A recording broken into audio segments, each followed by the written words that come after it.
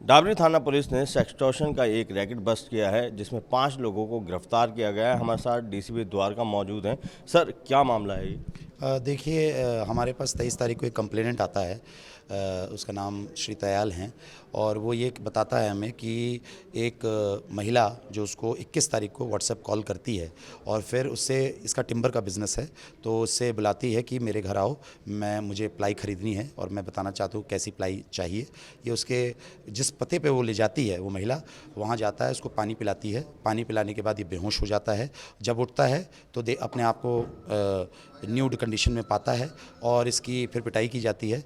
वहाँ पे 5-6 लोग, जो इसका वर्जन है कि 5-6 लोग होते हैं, जो नेबर, फैमिली मेम्बर्स, कोई एक हरविंदर सिंह कह के वो जज बने बैठे होते हैं वहाँ पे। ये सब अलग अलग रोल्स अदा कर रहे होते हैं, फेक रोल्स। कोई पुलिस वाला बन के खड़ा होता है और ये कहते हैं कि जी आपने हमारी इस महिला के साथ गलत किया है, जो कि इस विक्टिम ने नहीं किया था। तो फिर उससे जो पैसे थे उसके पास 2.25 लाख के लगभग, और जो अंगूठी थी वो ले जाती है। जब इसका एक्सटॉर्शन हो जाता है तो नेचुरली ये विक्टिम, इसने कुछ किया नहीं था तो इसको सामाजिक बेइज्जती का डर नहीं था, तो ये सूचना हमारे पास आती है। सूचना मिलते ही मैं एसएचओ को डायरेक्ट करता हूँ कि ये एक बहुत बड़ा गैंग है और मेरा मानना है कि ये पहला विक्टिम नहीं होगा। ये इसलिए आके रिपोर्ट कर रहा है क्योंकि इसने कुछ गलत नहीं किया है, तो इसको अपनी सामाजिक बेइज्जती का डर नहीं है। लेकिन बहुत ऐसे हो सकते हैं जिनको सामाजिक बेइज्जती का डर हो और ऐसे मामलों को उन्होंने रिपोर्ट ना किया हो, तो फिर हम इसकी जांच में लग जाते हैं और फिर गहन जांच के बाद हम 5 लोगों को गिरफ्तार करते हैं। पता चलता है सोनू सूरी कह के एक मास्टरमाइंड है, जो 2013 में मोती नगर, जो वेस्ट डिस्ट्रिक्ट में पड़ता है, एक रेप के केस में बंद होती है वो, और जब बाहर निकलती है तो अपने लाइक माइंडेड मेंबर्स के साथ ये गैंग बनाती है। सीरियल्स और सिनेमा को देख के इसके दिमाग में ये प्लान आता है कि हर आदमी बेसिकली सामाजिक बेइज्जती से डरता है, तो उसको वो वैसे टारगेट्स बनाते हैं। टारगेट्स सेलेक्ट करने का इनका तरीका बड़ा अच्छा है, बड़ा नया सा है कि ये टिंडर ऐप, जितने भी ये ऐप्स होते हैं, तो मैं आपके माध्यम से ये भी कहना चाहूँगा कि जो लोग इन ऐप्स पर हैं सावधान रहें, क्योंकि कुछ लोग फेक प्रोफाइल्स बना के इनको विक्टिम भी बना सकते हैं।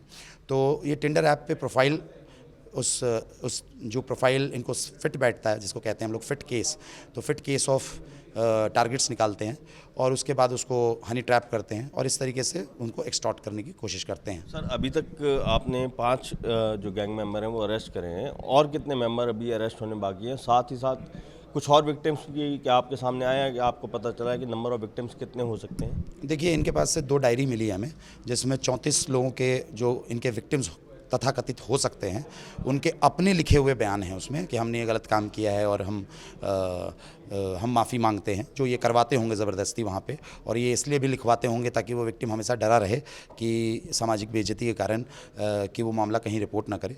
तो ऐसे 34 विक्टिम्स की लिस्ट है हमारे पास, वो जांच का विषय, मैं उस पर ज़्यादा टिप्पणी नहीं करना चाहूँगा।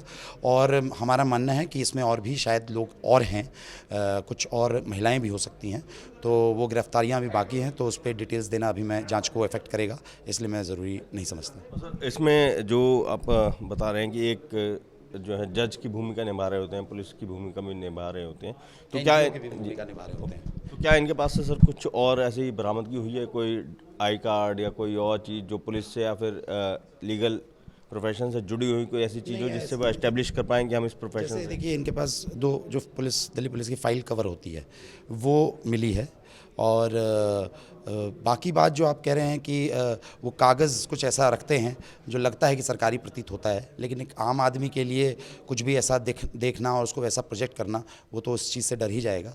लेकिन ये सारी चीज़ें मिली हैं वहाँ पे। तो सर, ये जो 34 नाम सामने आए विक्टिम्स के, क्या पुलिस अब उन लोगों को कांटेक्ट करेगी, उनसे शिकायत लेना चाहेगी? देखिए, ये जांच का विषय है और हम ज़रूर इस पे प्रयासरत रहेंगे।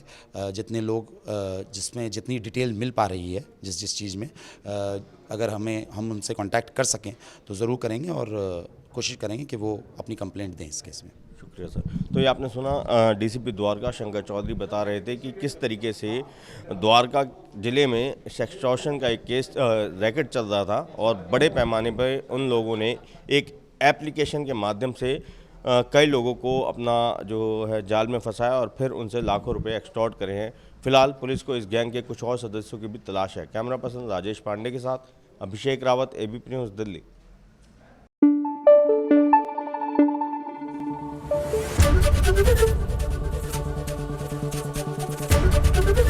एबीपी न्यूज आपको रखे आगे।